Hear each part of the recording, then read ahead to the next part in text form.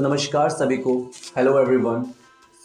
आज की इस वीडियो में मैं आपको बताने वाला हूँ क्रिस बेनोट के अननोन फैक्ट्स के बारे में।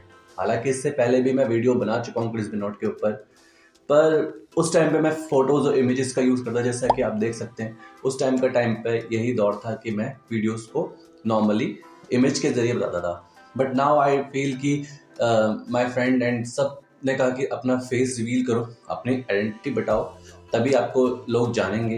एंड दैट्स ये ज़रूरी भी है, मैं समझता भी हूँ। तो इस चीज़ को लेके मेरी पहली फेस कैम वीडियो है। ये पहली वीडियो है। आप जो भी आपको वीडियोस मिलेंगी एंड जो भी आपको सारा कुछ मिलेगा वो मेरे मतलब वीडियो के फॉर्मेट पे ही मिलेगा। क्रिस बेनोट की वीडियो की पर बात चल रही है हमारी। तो पहले भी एक जो हमारी वीडियो बनी थी मैंने वो स्टार्ट करी थी। हालांकि उसमें मैंने पूरी बातें बताई थी, कुछ नहीं भी बताई थी, कुछ अनकट भी थी। उससे एक वीडियो में काफ़ी अच्छा रिस्पॉन्स आया, दूसरी में नहीं आया था।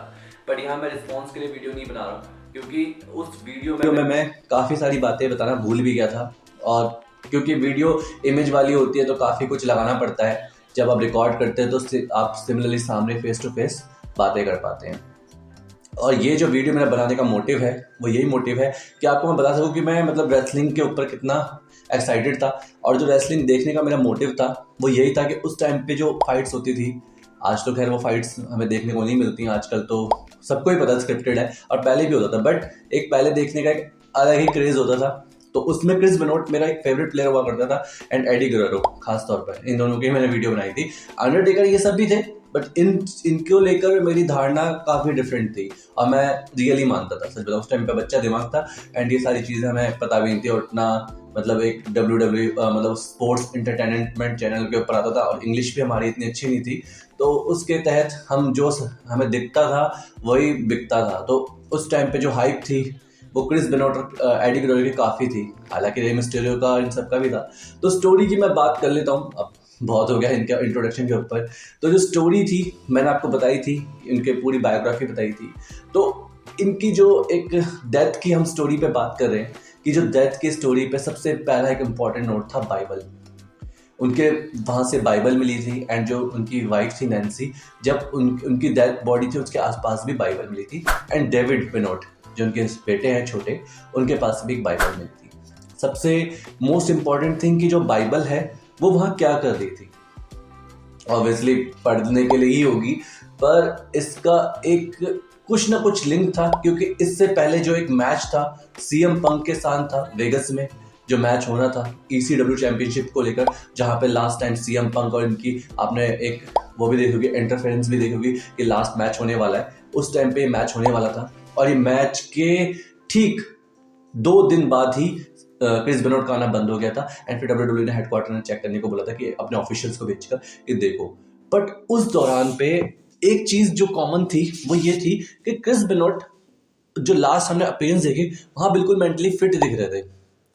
ऐसा कुछ लग नहीं रहा था कि हम जैसे कहते हैं कि इससे आया भूत, क्योंकि बातें कुछ इस टाइप की बनाई जाती है, कंट्रोवर्सीज टाइप की बनाई जाती है, उस टाइम पे बनी भी बहुत थी।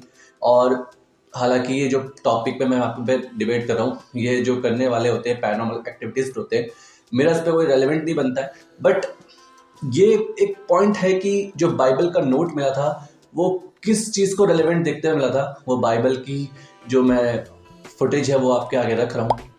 तो एक सबसे बड़ा पॉइंट था क्रिस बेनोट को लेकर, क्योंकि वो पर्सन जो अपनी वाइफ और अपने बेटे को चीयर लीड कर रहा है, लेके आ रहा है ऑन द रिंग, वो बंदा ये सब चीज़ कर पाना नॉट पॉसिबल।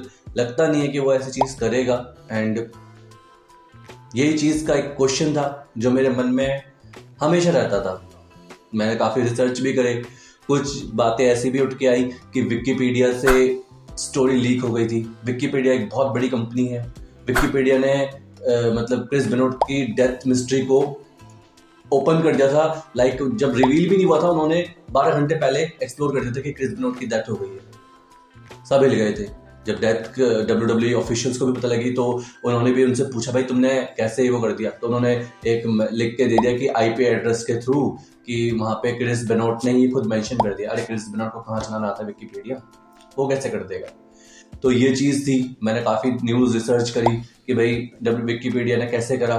तो एक जजमेंट रिपोर्ट आया था, फॉक्स कंपनी ने जो रेलेवेंस रखा था, तो उन्होंने बताया कि क्रिस बेनोट का जो आईपी एड्रेस है वो उसके घर से मार्क हुआ था, मतलब जहाँ वो रहते हैं मोरानार में, तो वहाँ पे उनका आईपी एड्रेस को मार्क किया गया था एंड वो बताया गया था कि वहीं से मेंशन हुआ था। और ये क्लरिकल एरर था विकिपीडिया की तरफ से, जिसमें विकिपीडिया ने सॉरी भी बोला, बट हालांकि विकिपीडिया बहुत बड़ी कंपनी है, सब हाई प्रोफाइल्स का अकाउंट मेंटेन करती है, तो कहाँ कुछ होने वाला था। क्रिस बेनोट एक नॉर्मल प्रोफेशनल रेसलर और उनके पीछे कोई करने वाला नहीं था। तो ओवरऑल लेवल पे बात दब गई एंड आज भी ये मिस्टीरियस फैक्ट रहता है। काफ़ी वीडियोस भी हैं, लोग, मैं फेसबुक पे पेज देखता हूँ, लोग आज भी देखते हैं फाइट्स, मैं खुद भी देखता हूँ, एंजॉय करता हूँ, झूठ क्या बोलूँ, मैं खुद भी देखता हूँ पुरानी फाइट्स में, क्रिस बेनोट की फाइट्स आती है तो मैं देख के लेता हूँ, खासकर ब्रॉक लेसनर वाली एंड एक जो कर्ट एंगल की थी रॉयल रंबल वाली, तो मैं देखता हूँ, ऐसा नहीं है, जो मुझे पसंद आती है मैं देखता हूँ। उसके अलावा एक चीज़ थी जो सबके मन में आती है कि क्रिस बेनोट को जो है अपना एक WWE का एक खिताब है, सबको मिलता है, जितने भी पुराने रेसलर होते हैं जिन्होंने उनके लिए काम किया होता है, तो उनको हॉल ऑफ फेम देती है। अभी ग्रेट खली साहब जो हमारे इंडिया के रेसलर हैं उनको भी दिया हुआ है हॉल ऑफ फेम का। बट क्रिस बेनोट का, जो कि आपको मैंने एक वीडियो शॉर्ट्स भी डाला हुआ अपने चैनल पे, जिसमें लास्ट टाइम एक मेंशन हुआ था उनके डेथ के बाद उनका नेम, आपने देखा होगा, तो डेथ के बाद उनका नेम एक बार मेंशन किया गया था, हालांकि उसके बाद बोल दिया गया था कि सारी चीज़ इरेज कर दो एंड उनका कोई नाम और जिक्र भी नहीं होने वाला चाहिए उसके अलावा। तो वो एक पॉइंट था जो विंस मैकमैन ने वहाँ पे मेंशन किया था कि हम क्रिस बेनोट का जो प्रोग्राम है वो रद्द कर रहे हैं। तो उसके बाद से कोई ऐसा कुछ होता भी नहीं है, ना कुछ मेंशन होता है।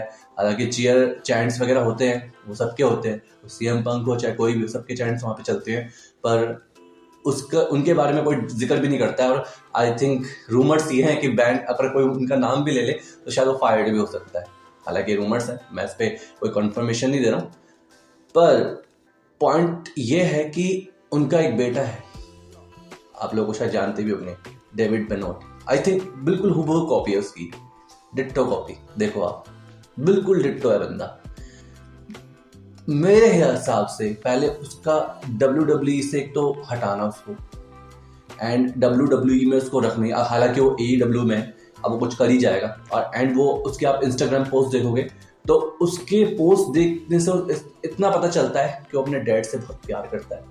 एंड मेक श्योर, पता नहीं ये वीडियो आगे रहेगी या नहीं रहेगी, मुझे भी नहीं पता, आने वाले टाइम में ना वो एक बहुत बड़ा मुकाम हासिल करने वाला है, ये तो फैक्ट है।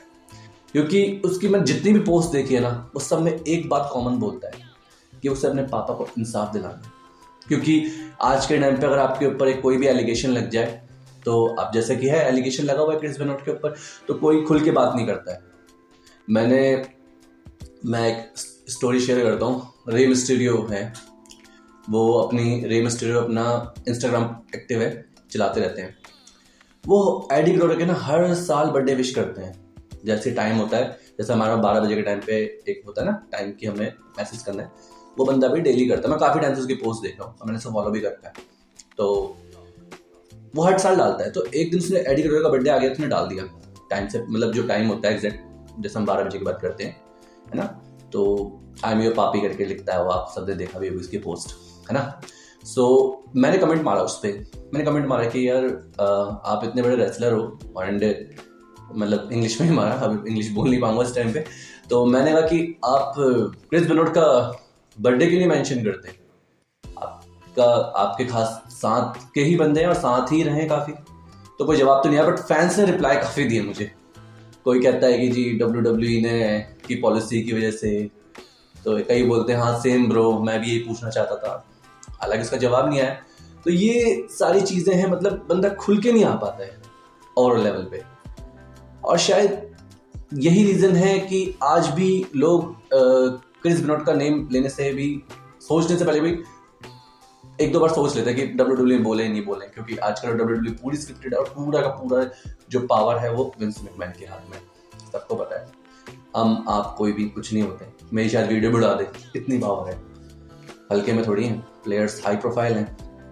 बट कहीं ना कहीं WWE को बिल्ड करने में क्रिस बेनोट की भूमिका, मैं कहूँगा अगर 100 सुपरस्टार है तो उसमें उनकी भी एक भूमिका है।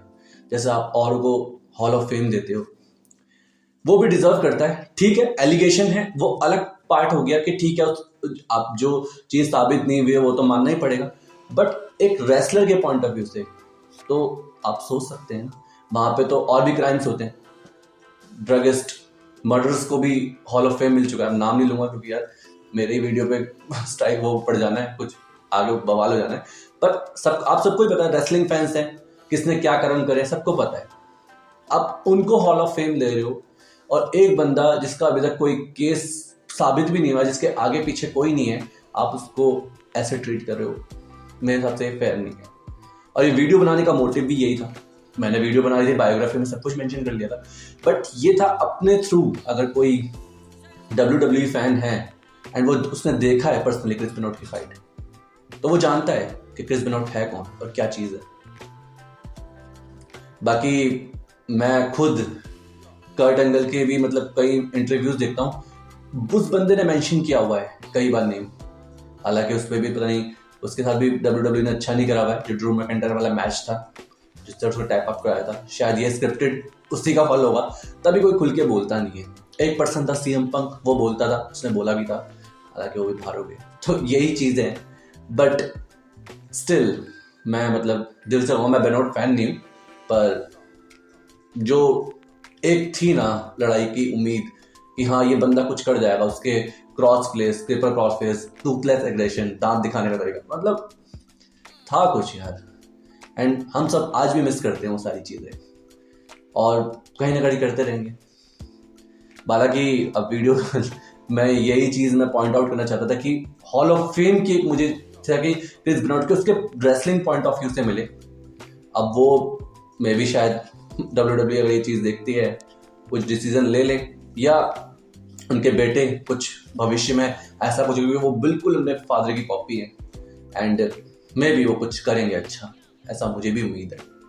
एंड देखते हैं होप्सो क्या होता है। तो ये क्रिस बेनोट के ऊपर एक मैंने छोटी सी बात रखनी थी आप फैंस, सब फैंस के साथ, और सारे फैंस ही हैं, ऐसा नहीं है कि कोई उनसे नफरत करता है कुछ है। मैंने जितनी भी मतलब वीडियोस और मेरी उस वीडियो में कमेंट्स भी आए थे, हेटर्स तो मतलब एक दो होते ही हैं, वो पता लग जाता है कि थोड़ा बहुत हेटर्स होते हैं, वो हर वीडियो में। तो एक नवीन तिवारी टेक्स्ट नेटवर्क, उसमें भी मुझे दबा के गालियाँ पड़ती हैं, तो ऐसा नहीं है, हेटर्स का एक अलग ही वो पता लग जाता है कि उनका एक अलग लेवल है।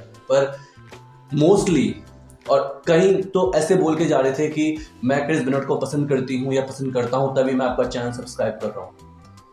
तो दैट्स द थिंग कि हाँ आज भी है, क्योंकि और भी हैं यार, कईयों ने कोई याद नहीं रखता है कितने कितने प्लेयर हैं, देखिए शियुमा का कोई मतलब जिक्र भी नहीं होता, पर क्रिस बेनोट के फैन पेज इतने हैं, इंस्टाग्राम पे इतने हैं, आए दिन वीडियोस, मतलब WWE ने अगर पूरा वाइप आउट भी कर रखा ना, तो मैं इंटरनेट पे दावे के साथ कह सकता हूँ कि आज की डेट में अगर आप सर्च करोगे ना, बहुत सारी चीजें मिलेंगी। इवन डेट वही एक पॉइंट था कि मेरी वीडियोस वो जो क्रिस बेनोट की थी वो काफी चली, ये नहीं है कि मैं उसको पॉइंट ऑफ व्यू को लेके आज वीडियो बना रहा हूँ, मैंने उसके बाद भी एक वीडियो बनाई थी, और ये वीडियो भी मैं उसी पॉइंट ऑफ व्यू से बना रहा हूँ कि मैं चाहता हूँ कि जो रेसलर को एक सम्मान है ना, हम रेसलर्स को देखते हैं, हमें पता है सब स्क्रिप्टेड है, बट हम उनके रेसलिंग के तौर तरीके को देखकर उन्हें पसंद करते हैं, ना कि उनके स्क्रिप्टनेट से उनको पसंद करते हैं। आज के डेट में जो WWE में चल रहा है वो भी स्क्रिप्टेड है, फिर भी most of the fans Roman Reigns के हैं यहाँ पे। अगर कई बंदे रोमन रेंस को पसंद करते हैं, अगर रोमन रेंस ने खेलना छोड़ दिया तो वो भी देखना भी छोड़ देंगे। तो ये चीज़ भी है, रोमन रेंस के फैंस हैं सबके, तो ये सारी चीज़ें ऐसे क्रिस बेनोट के भी फैन हैं, एक कम होंगे क्योंकि उस टाइम की जनरेशन के बंदे आज के टाइम पे तो नहीं होंगे ना, अब जो पहले देखते थे वो तो फैन है ही, हम जैसे बंदे, पर यंगस्टर में तो ना ही बोलो, बट फैंस तो है ना। तो उस पॉइंट ऑफ व्यू से मैं चाहता हूँ कि रिक्वेस्ट है कि क्रिस बेनोट को कुछ एक अच्छा मुकाम मिले, उनके पास्ट को जजमेंट करते हुए नहीं, पर उनके रेसलिंग स्किल को देखते हुए। आशा है आपको ये वीडियो अच्छी लगी तो चैनल को सब्सक्राइब कर लें और बेल आइकन को जरूर दबा लें। आने वाले टाइम पे आपको मेरे फेस के साथ ही वीडियोस मिलेंगी और कुछ क्लिप्स भी देंगी, ठीक है। तो मिलते हैं अगली वीडियो में, टिल देन बाय।